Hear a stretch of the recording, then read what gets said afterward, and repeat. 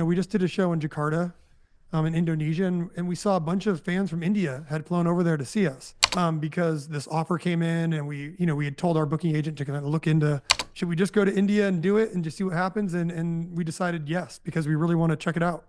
Well, it's my lucky day. It's M Shadows from Avenged Sevenfold, real legends, making their way down to India for Bandland in the south of India in Bengaluru. Thanks very much for doing this, and what an honor it is to talk to you. How are you? Oh, I'm great. Thank you for talking to me. We're really excited to get down to India. So anytime we can talk to anyone over there and just kind of get some communication going and see how it's going to be, we're just really excited. That's awesome. You were at Donington Park Festival. What an amazing headline slot on the Apex stage. It's a full 10 years, Shadows, after you headlined the festival. How was it? How did you feel? Um, I think we felt a lot more comfortable this time around. I think the first time, the English press likes to put a lot of pressure on you. And it was great. The second time was a little tougher. I had some vocal issues, and then the third time was really fun. We're very comfortable in our own skin. Very happy to go see the fans after so long. And Donington Download Festival is one of those first festivals that gave us a shot at headlining. Andy Copping, the promoter there, has always been a huge supporter, and so it was great to go back. It's been a year now since Life is But a Dream came out. More and more people are discovering it. More and more people are falling in love with it, even the Gen Z. All of us old-timers, millennials, we've been following the curve of Avenged Sevenfold for the longest time. But what's the response still like? I'm sure your social media feed still gets flooded by responses to Life is But a Dream. Yeah, I mean it's what you expect these days. When you're doing something new and different, you have people that hate it and you have people that love it. And so it's nothing new to us. We've always kind of, we're kind of like that mole at, the amusement park where you're trying to hit it and then it pops up somewhere else. And the fans are kind of like, oh, well, I kind of liked what you're doing over here. But the thing about this band is we're just constantly trying to reinvent ourselves, constantly trying to be a reflection of who we are as people right now. And so when you put out new records every time, people love it, people hate it. And so you just have to be really comfortable in your own skin and just kind of do what you want. And, just know that what you put out there, you back it. So Life is But a Dream. You're right, though. People are coming around to it and they're understanding it more. I think it's one of those records when you first put it on, you're like, what the hell is this? And so that's kind of the charm of it in a way, because once you start enjoying things that you were very off put, when you first listened to it, it kind of makes you question everything, including your taste or, what you're into now and the possibilities of art. And that's what art's supposed to do. That's very beautifully put. But despite the wisdom of years and all the karmic momentum of being very neutral, irrespective of what the fans are feeling and not feeling, it must have been nerve-wracking initially, Matt, releasing music that that some fans are not going to appreciate it at first. I'm sure that the kind of album that it is, you knew already that there are going to be some fans not appreciating it. Yeah, I love it. I love doing that.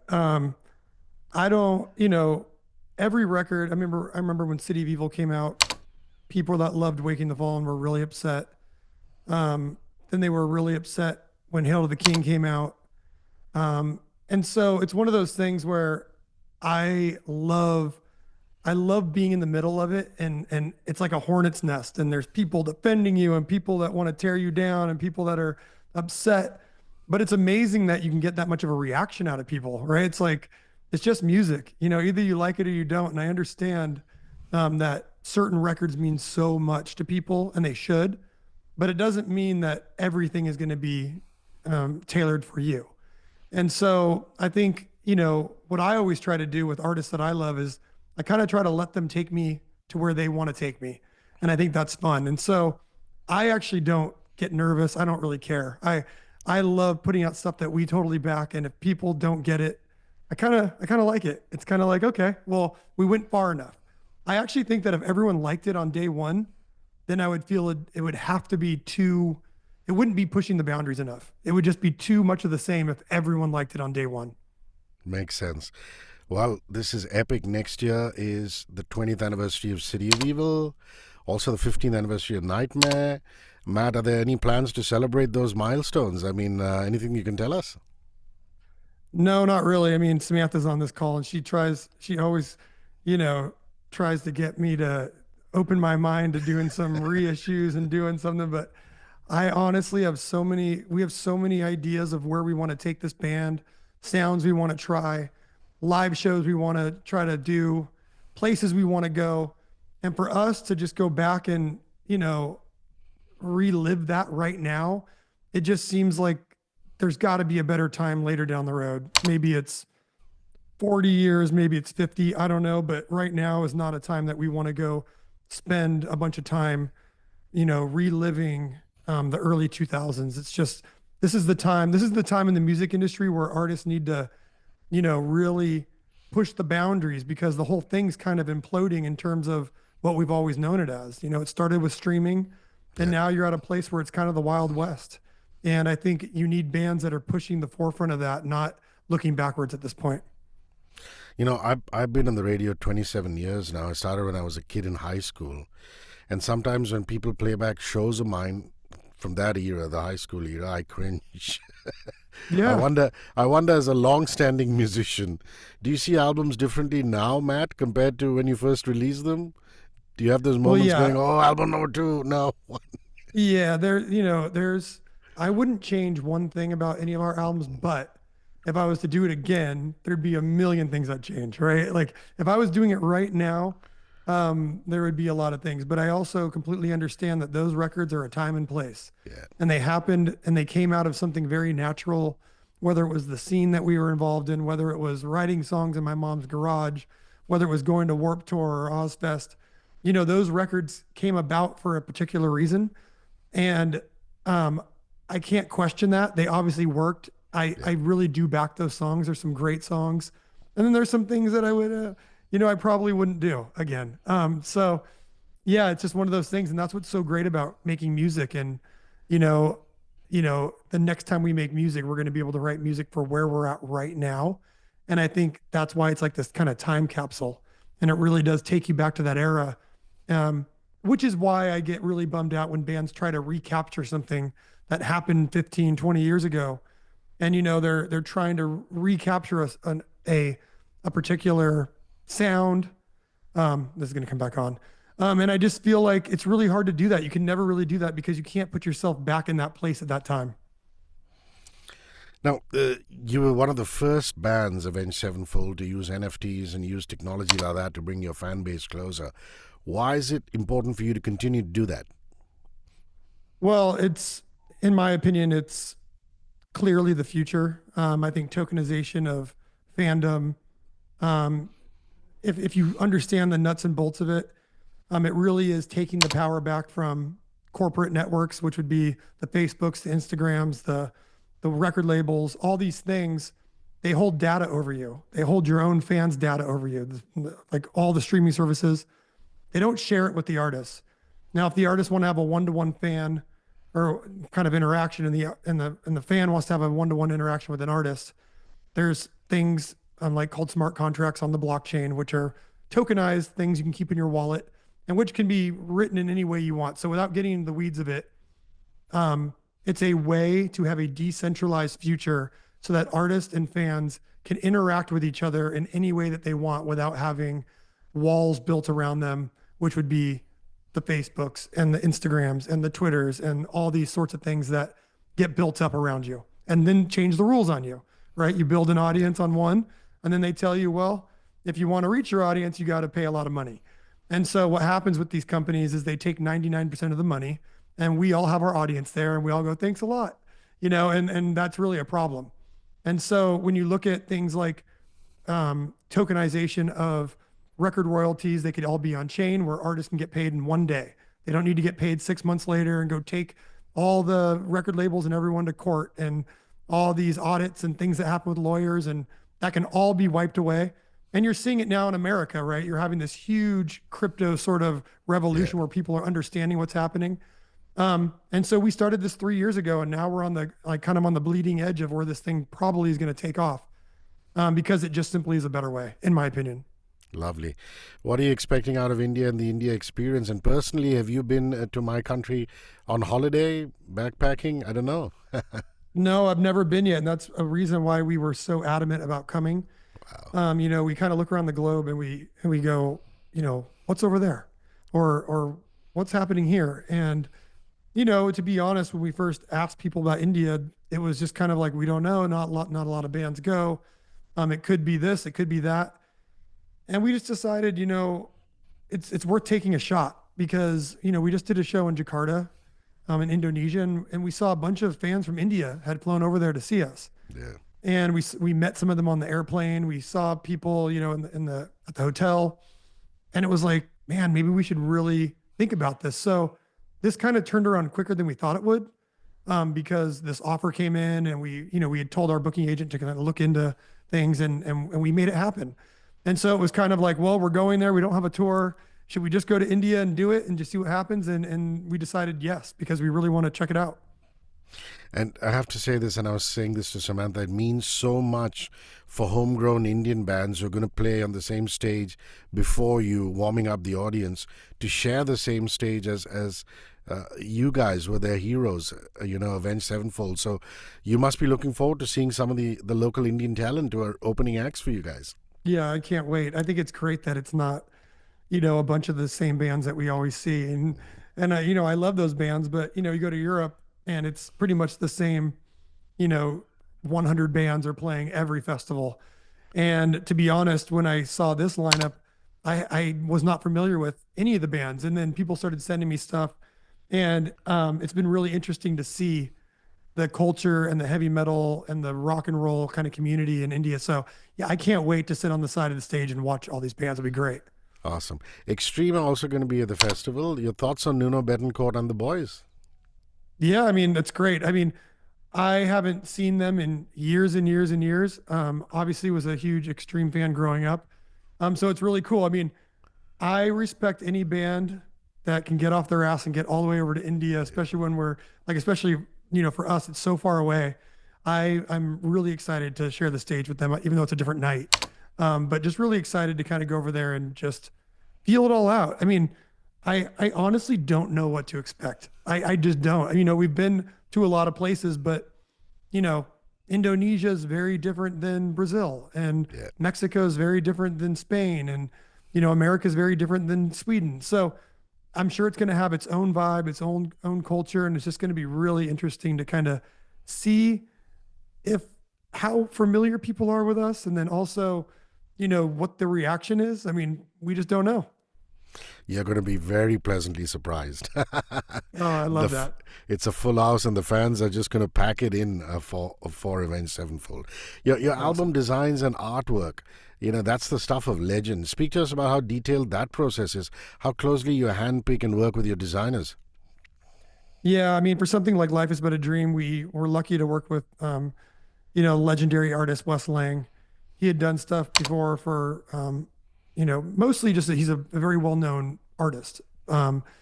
But he had done stuff for Grateful Dead and Kanye West. And so we were huge fans of his work. He's very hard to get to kind of do anything. But once he heard the record, we were sending him demos. We became friends with him.